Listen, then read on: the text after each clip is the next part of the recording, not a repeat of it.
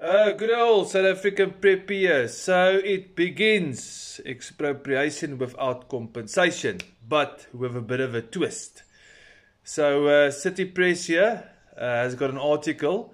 If you go and read this article, you'll see that this is typical commie tactics. They start off softly and they test the waters. And then once you open your eyes, you are in the shit.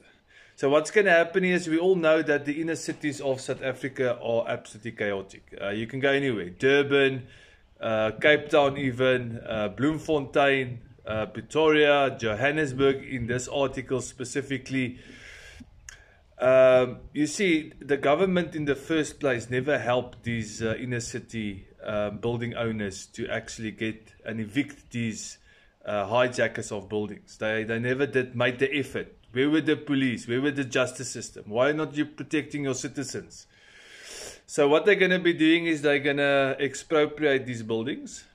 And now they can actually justify it. Because I must say, it does look bad in the inner cities of most South African cities. It's terrible. The dirt, the filth, the buildings are falling apart. It's bad. It's really bad. So they have found a way to use the expropriation bill instead of previously just helping the owners. Where's the police force? Where's the army? Where's the red ants? Where are the justice system to help owners, property owners, get rid of these people so they can actually either tear down the buildings or renovate them or whatever. Obviously, it depends on what state the building is in. But you can clearly see they are starting softly. You know that song, Killing Me Softly? Yeah, they're going to kill us softly because that's what they've been doing the last 50 years. They're going to expropriate these buildings. I'm not sure what they're going to be doing with it. They just say they're going to expropriate it.